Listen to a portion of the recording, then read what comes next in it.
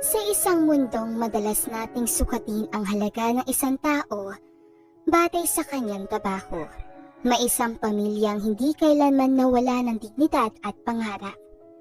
Si Sheila, isang anak ng janitor, lumaki sa gitna ng panghuhusga at pangmamaliit mula sa kanyang sariling kadugo.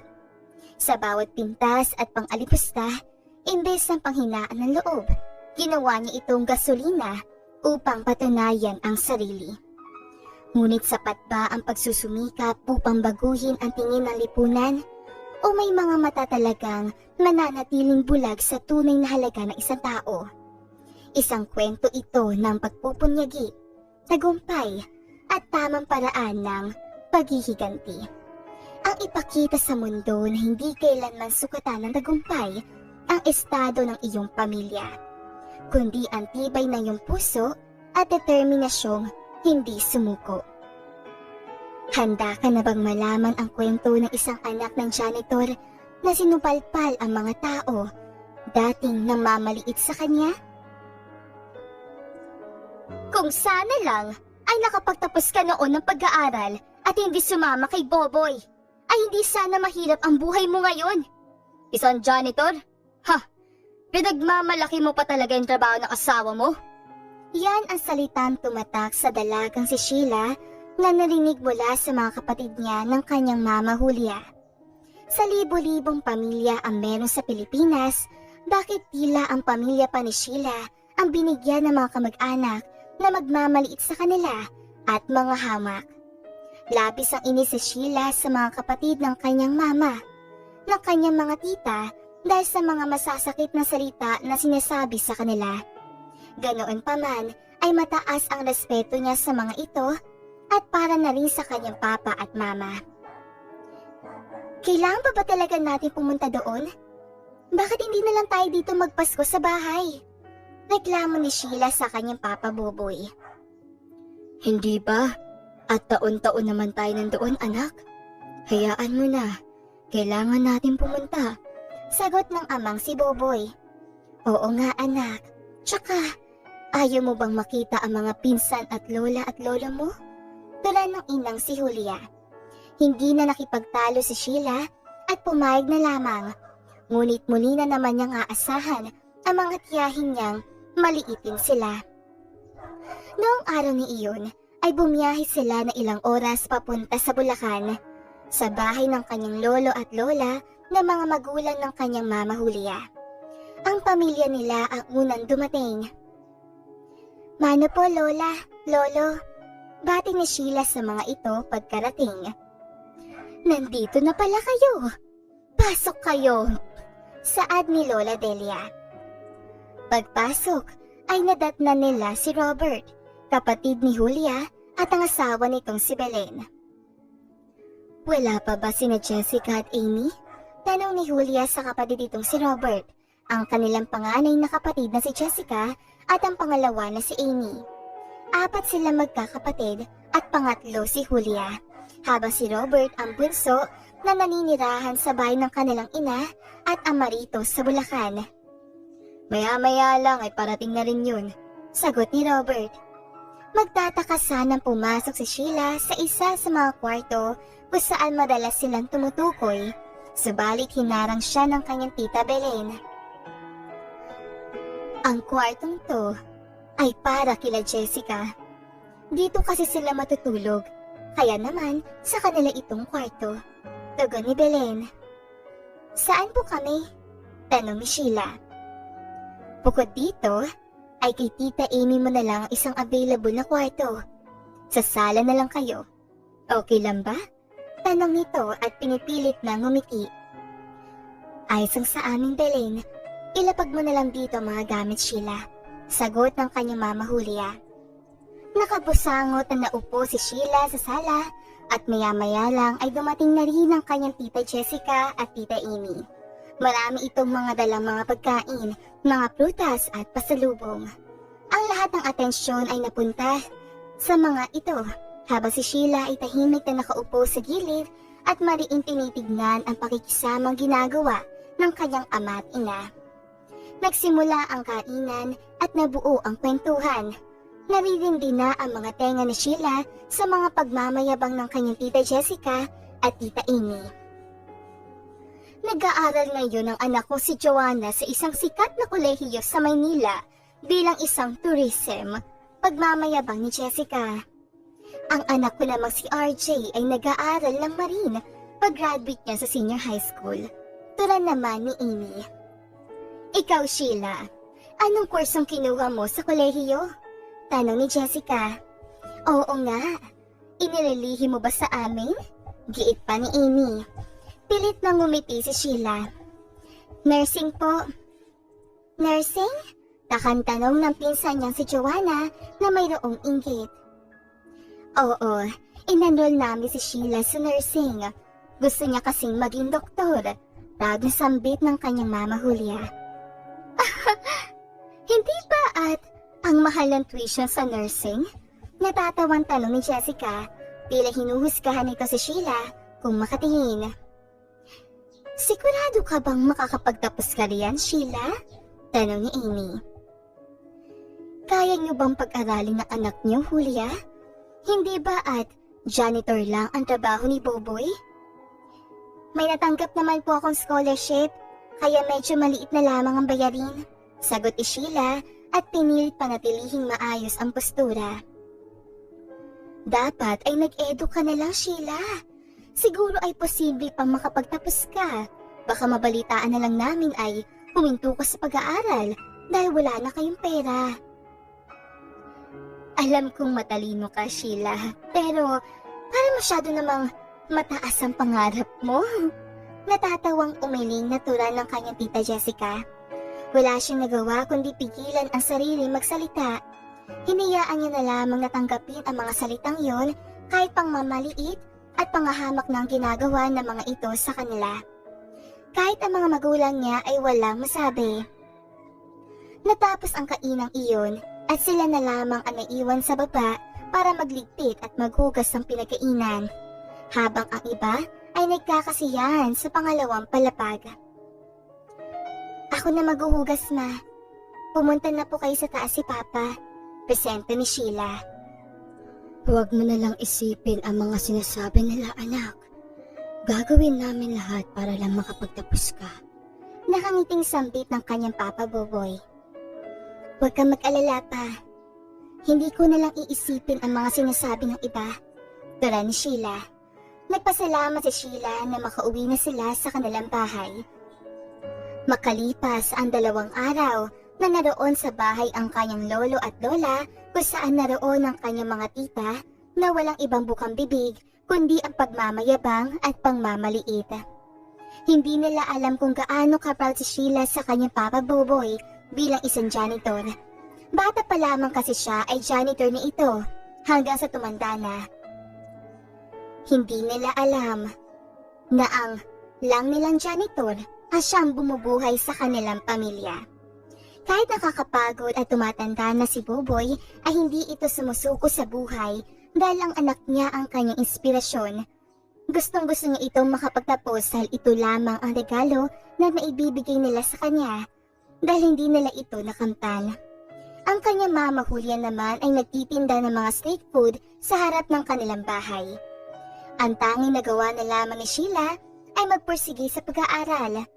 Mayroon siyang rule sa kanyang sarili na hindi muna magjojowa hanggat hindi pa niya nasusuklian ng kanyang mga magulang sa pagpapalaki sa kanya. Hindi pa sapat ang salitang thank you para sa kanyang magulang. Muling nagdaan ng 1 taon at dumaan na naman ang Pasko. Nakahanda na ang sarili ni Sheila habang nagbabiyahe sila papunta sa bahay ng kanilang lolo at lola. Pagkarating ay ganoon na naman ang nangyari. Palaging ang pamilya nila ang outcast. Ito nga po pala ang boyfriend ko. Pakilala ni Joanna sa lahat habang sila ay nagsalo-salo. Yan ang magiging son-in-law ko. Pogi na, mayaman pa. Isang architect student. Pagmamayabang ni Jessica. Grabe ka naman, Jessica. Ikaw na ang mas swerte sa ating magkakapatid. Masayang tula ni Amy. Tsaka nga pala, Kolehiyo na ito si RJ, marine student. Pagmamalaki pa nito.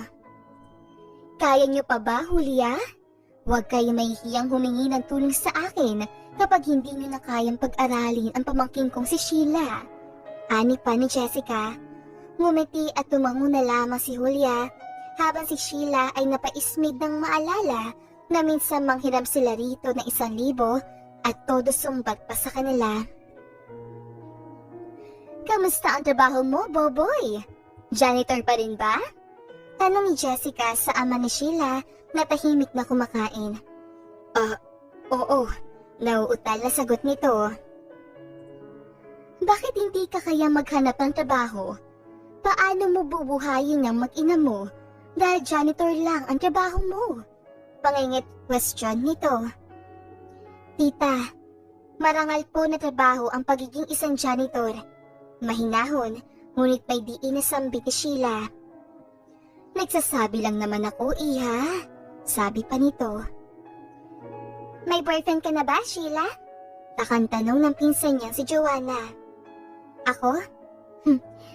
Wala yan sa bokabularyo ko. Dapat unahin mo muna ang pag-aaral mo, Joanna. Para rin sa ikabubuti mo. Nakangiting sagot ni Sheila. Baka ayaw mo lang ipakilala dahil mahirap lang. Giit nito at nagtawanan naman ang lahat.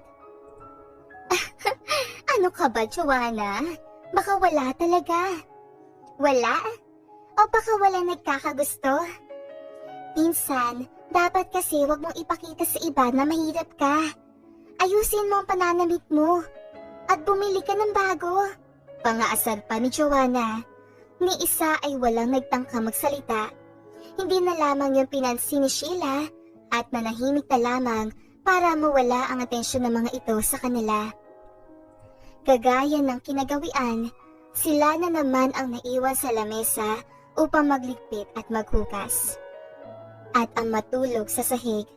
Minsan ay nakakaramdam na lungkot si Sheila at naiiyak sa sitwasyon na nararanasan ng pamilya niya. Ang akala niya ay sanay na siya sa mga sinasabi sa kanila, ngunit hindi pa pala talaga. Masakit yon para kay Sheila at ano na lamang kaya ang nararamdaman ng kanyang ina at ama.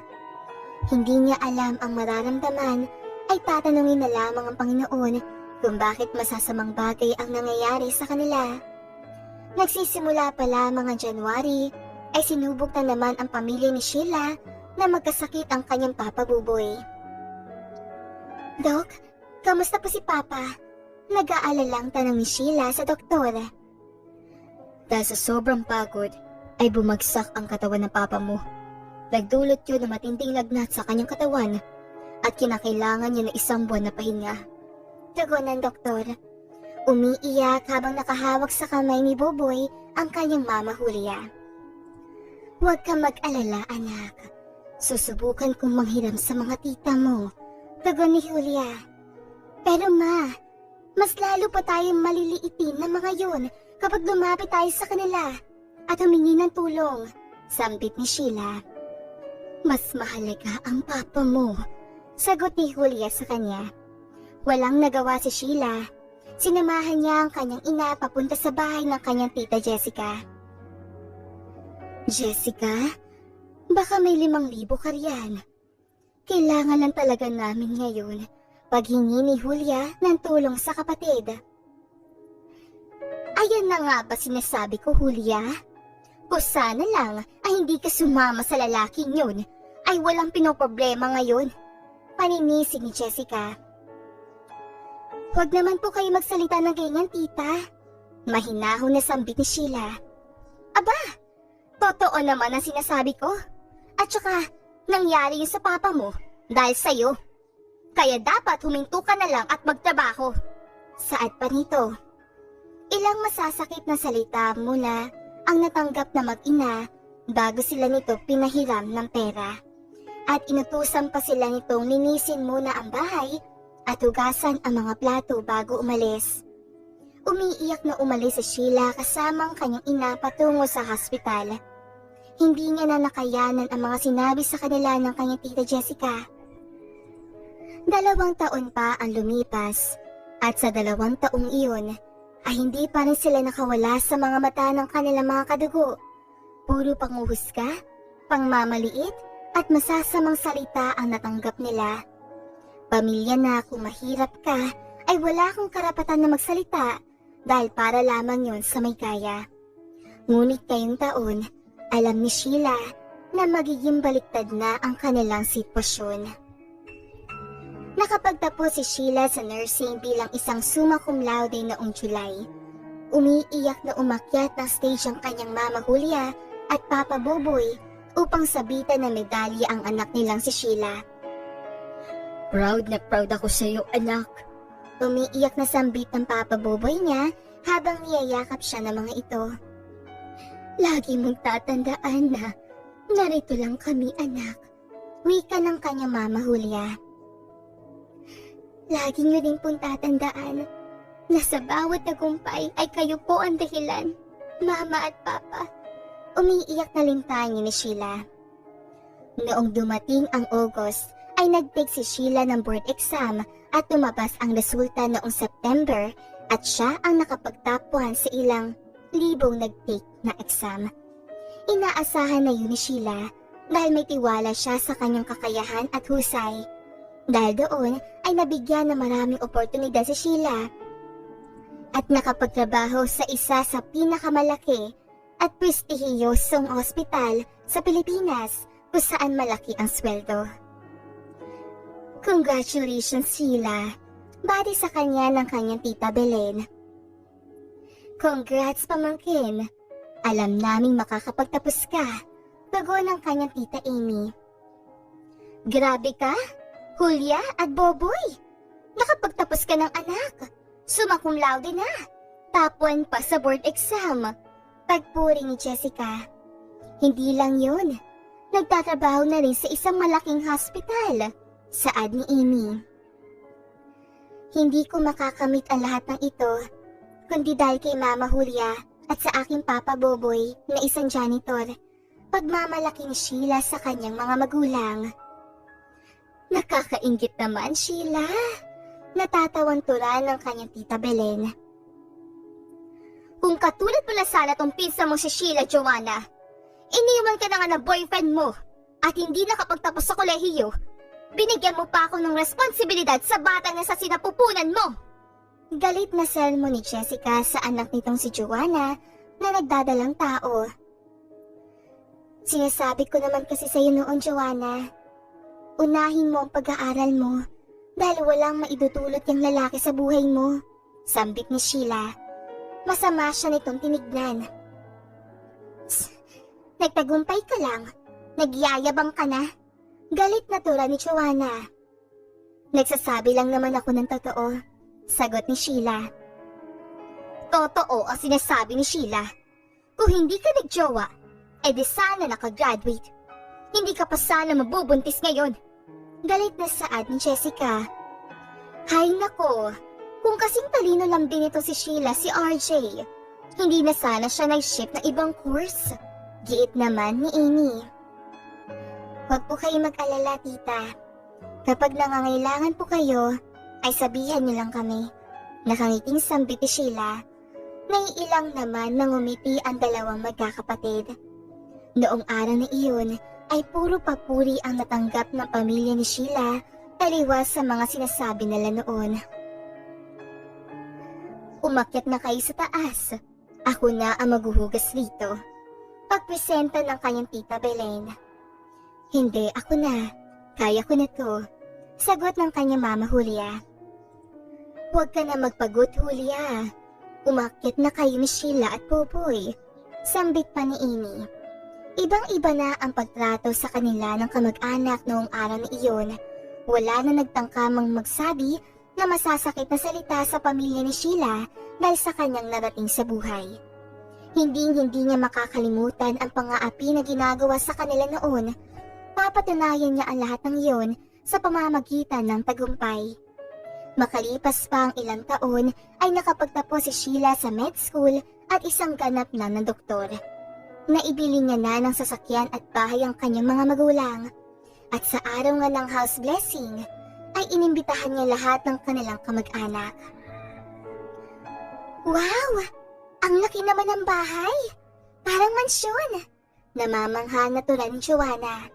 Mangha at may halong pagkainggit ang masisilayan sa mga mata ng mga kapatid ng kanyang mama Julia na sina Belen, Amy at Jessica. Sana ay ikaw na lang ang naging anak ko, Sheila. Sambit ni Jessica habang nakahawak ito sa mga kamay niya. Hinding-hindi ko ipagpapalit si Papa Boboy at Mama Julia kahit kanino. Sila ang tanging naging inspirasyon ko sa buhay. Kaya nakarating ako dito. Buong pusong tugon ni Sheila. Walang ibang magawa si Sheila kundi ang umiyak habang nakatayo sa balkonahin nila habang inaalala ang hirap at panguhusga bago niya marating ang tagumpay. Hindi niya ito ginawa para i-please sila, kundi patunayan na hindi totoo ang mga sinasabi nila noon sa kanyang pamilya at ang mga panguhusga na natanggap nila. Naniniwala siya na ang pinakamagandang paghihigante ay ang tagumpay. At dito na nga po nagtatapos ang magandang istoryang ito. Maraming salamat mga kakwentuhan!